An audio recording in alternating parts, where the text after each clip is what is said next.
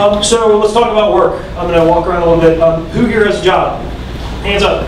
Who here gainfully employed by someone? Great, so most of us. Would you be surprised if I told you that by the year 2020, most of you wouldn't have that work anymore? In fact, half of you by the year 2020 will be contingent workers, meaning contractors, freelancers. What does that mean? What does that mean for organizations and for cities? Well, for organizations, it means change. So instead of thinking, how do we keep our people? The thought changes to, how do we optimize our people while we have them? And what does that mean for cities in this increasingly mobile and free agent workforce? Instead of, what's the work that I want to do, so what's the job that I want? Instead, it's about, where do I want to do this? So cities, places, become the decision criteria for people. And you can't see this, but it says, people choose Miami. People make a decision to come here. And the secret to Miami's success lies in its ability to engage and retain people. The Knight Foundation did some work, the Soul of the Community report, about what attaches people to communities or to cities. And the Miami Foundation said, well, we'd like to know, how attached are we? Empirically. So they contracted us to get a measurement of embeddedness or attachment. So I know it's spelled correctly, I promise. Embeddedness is actually a measurement of attachment to both job and community at a point in time. Three things that make up embeddedness. The first of which is fit. So comfort and compatibility with the job and the location. The job and my place. Fit. You got that one? The second is links. I know it's going to change eventually. Links are connections with human beings. They're friendships, they're relationships, they are participation with groups or associations. Links are people that we're connected to. And then lastly, sacrifice.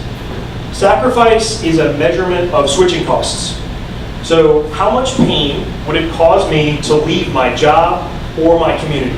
Do I have benefits that I want to let go of? Do I have a house that I love? Do I have an easy commute to work?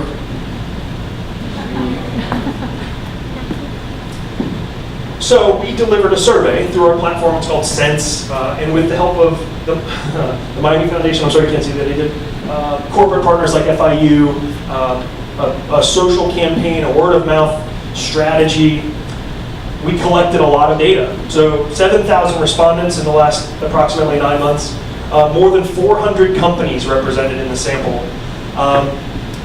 And more than 250 quality ideas were actually submitted by people like you who want to do something to change Miami for the better.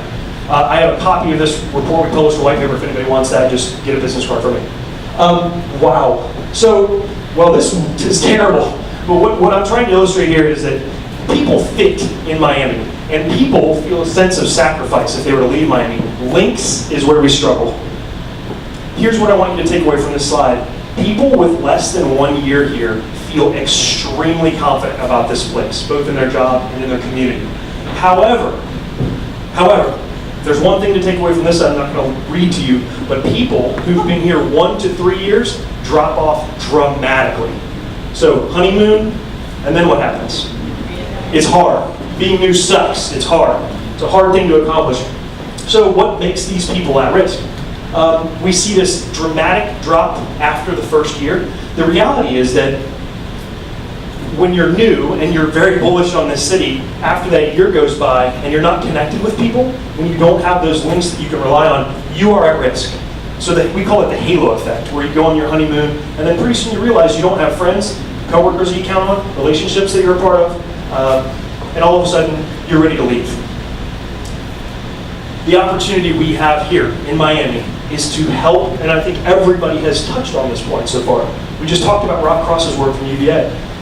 The opportunity we have here is to help people connect with other people and information that matter.